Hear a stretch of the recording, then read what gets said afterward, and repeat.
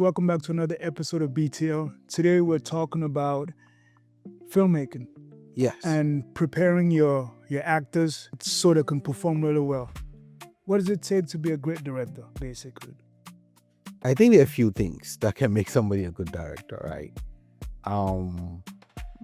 Because I see the director as, and this is just me thinking like the custodian of the story, right?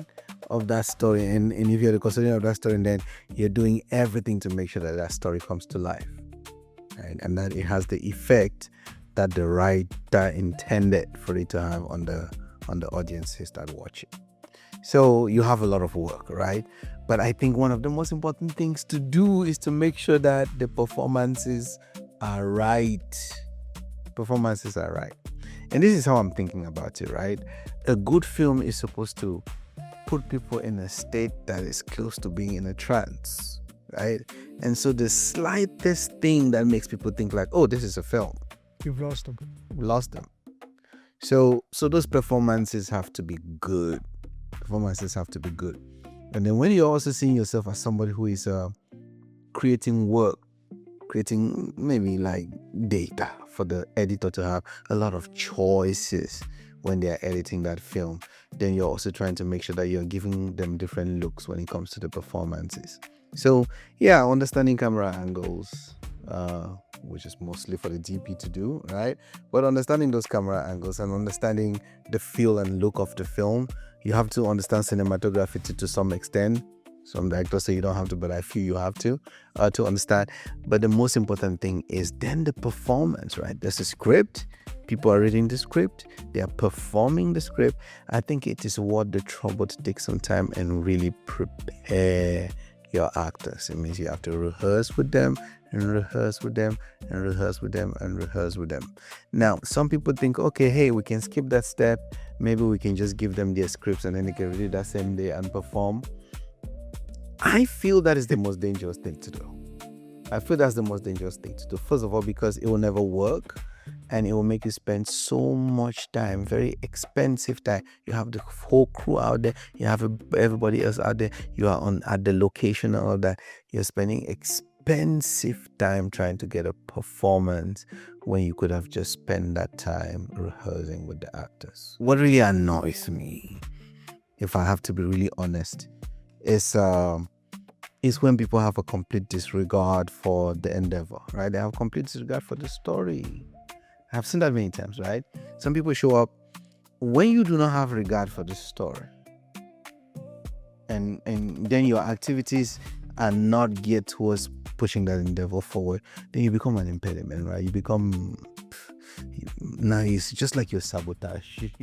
Absolutely. You're sabotaging the process, right? So what I really try to do is to make sure that everybody is concerned about the story. Everybody, the actors are concerned about the story. They're concerned about their roles. They're concerned about how their roles help to advance the plot and therefore make the story interesting to everyone. I'm also interested even in the crew to make sure that they also understand the story, because then their creative vision is guided towards making sure that the story succeeds. I'm also concerned for the producer, because this is a creative endeavor and they hope that they are going to get a return on investment on whatever endeavor they're doing. Then I also hope that we are all acting in a way as to make sure that at the end of the day, all of those things happen. I know, man, you've worked together on a couple of films, and you are very strict when it comes to making sure the actors know their lines and making sure blocking and rehearsal. How vital is that, making sure that those blocking and the rehearsal? And is it something that it needs to be implemented more, or what's your take on that? Absolutely, it needs to be. I mean, the big budget films do it, right? They do it, right? The only place where we find it, the only place where we see where people are acting like they can cut corners and still get it done is with the lower end of the budget, right? And that is not a good thing to do at all. So I mean, but we've worked with low budget films before, but you make it a priority to make sure that the rehearsal, the actors know their lines for the most part. So yeah, we do understand that in those big budget they do it, but I think does that also have to deal with the director's competence? Because with that rehearse, I mean, I'm sure the reason why you're gun ho on the rehearsals. One of the films we did, we had to feed lines to. I mean, the whole to one character, we fed them all their lines, and I guess that kind of goes into when you prepare, because a lot of people, first-time actors, even people that have been in the game for a long time, when they say action, that fright, that the anxiety or that stage fright kicks in. If you're not well rehearsed, you can't read the script and regurgitate it right there and then. No way. Hey, look, the very first film that I shot, and you edited that film, The Bear, right? Very first film that I ever shot. Hey, I talked to the producer, and thank God the producer listened to me, right?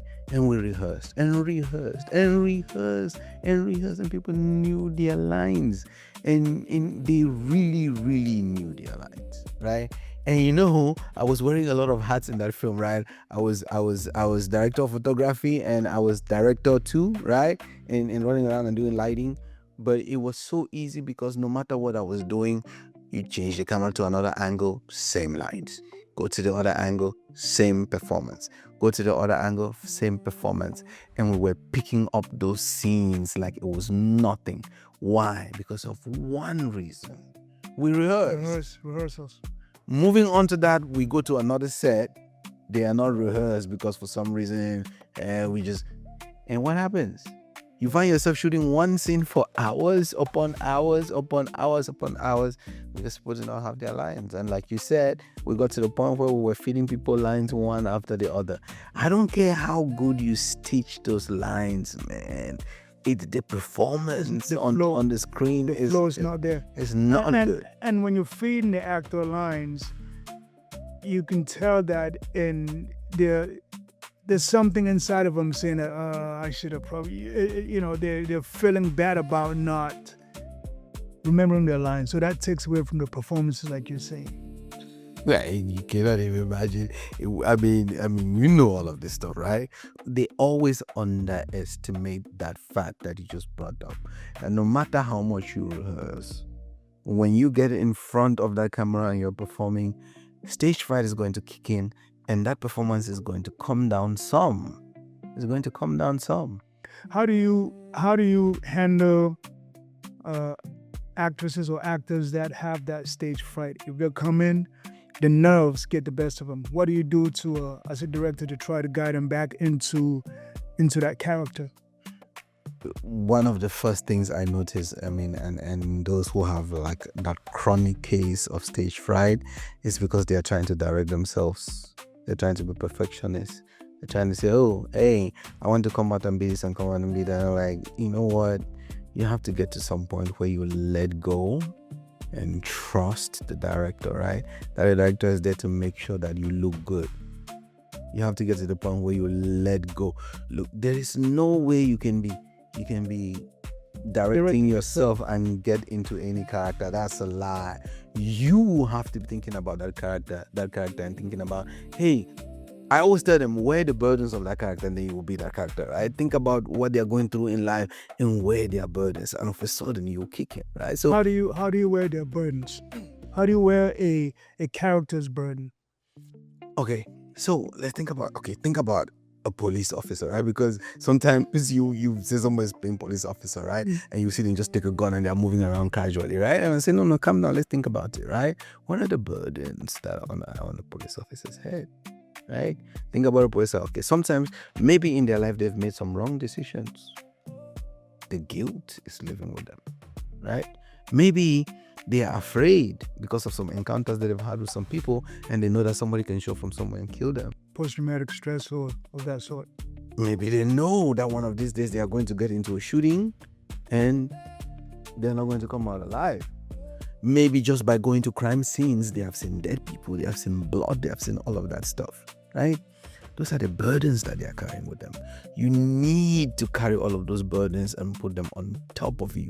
Once you put those burdens that are psychological in nature, that are moral in nature, when you put all of those burdens on you, and then all of a sudden you start feeling, I feel that if you feel somebody's pain, you're suddenly in their shoe and you're beginning to be like them. That is what my experience tells me. So I usually tell actors, try to feel that person's burden, and you have a higher chance of being in their shoes.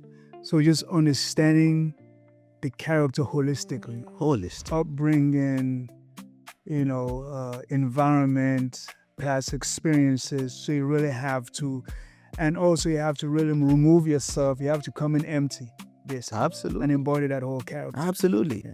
And you can always see it. You can always see it with actors. You can always see when they shed off themselves and wear somebody else. You can almost always see the process where they go to neutral and then take somebody else. As a director, you can always, of course, all of this stuff, Nick. You can always just, you can always, you can see them. You can see them going. Yes. So what would you tell, I guess, new actors or actresses trying to get into the game, how to better prepare themselves or get out of their own way? I have a million ways of explaining to actors, and I always say, you cannot direct yourself, no matter what you thought. We've seen it a few times where when the nerves kicks in, they start saying, is the camera supposed to be there? Or they start looking at other things to deflect. Like, I know you're not talking about my camera when you don't remember your lines. How you tell me?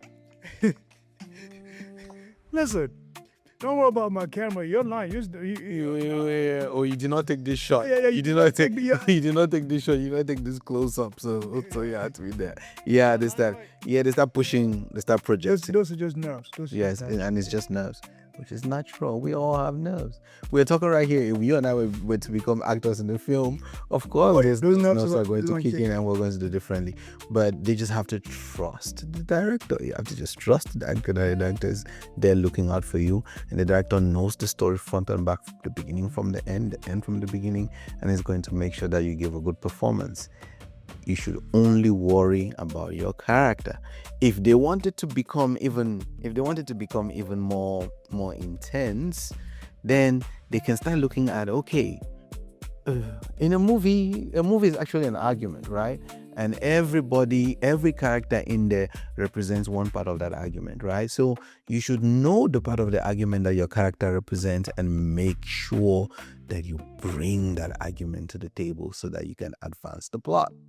Absolutely. So with that, what are some of the things that you would tell a new director coming into the game to better prepare them? You can never be prepared fully, but what are some, guidelines or some things that you think that they need to know in order to be successful?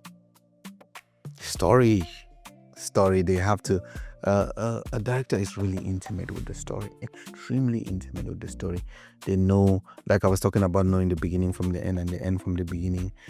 Actually being in the writer's mind and understand what exactly they are trying to communicate is extremely important for the director. Director has to be able to be technical too, right? You have to be both artistic and technical. You have to also understand the people you're working with, be able to give them direction, be able to make sure that by the time you're leaving the set, you should know for sure. A director should know when you're leaving a scene that, hey, I have a good scene here. They should be able to know. You cannot go and have a surprise. You know what I mean? By the time you're leaving that scene, you should be able to know that, hey, I'm leaving here with, you got what you wanted with something that an editor can turn into a scene. Yes. Absolutely. That's what I think. Awesome. All right, guys. So that was it for today's BTL little quick tip.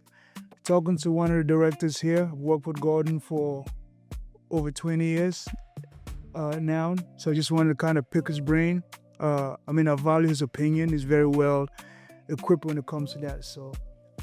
And and hey, don't mind because he's asking me a lot of the questions, right? He's also a director, right? So he's also a director. So I guess I'll catch him another time. Absolutely. I'll catch him another time. But I get so passionate about directing, storytelling, and filmmaking that sometimes, you know, I really just go into these long explanations. But I think No, I think it's not. I think it's very necessary. I think these things are important. Yeah. And one of the reasons why I'm asking you about it, because I know you're very passionate about it, and that's something that before me and you go into a shoot, we spend a lot of time discussing this character, and one of the main things, our pet peeves is just having talent that shows up without doing those preparations, things that we're asking. When you go home, make sure you read your script, try to, you know, really get into that mindset of that character. So, I mean, I became a director after working with you, you know, so that kind of inspired me to get into directing as well. So, yeah, so I just wanted to kind of pick your brains a little bit and share it to the new upcoming directors, just for them to have some tips to better equip themselves when they're going out in the field. Absolutely. All right, so that was it for today's episode, guys.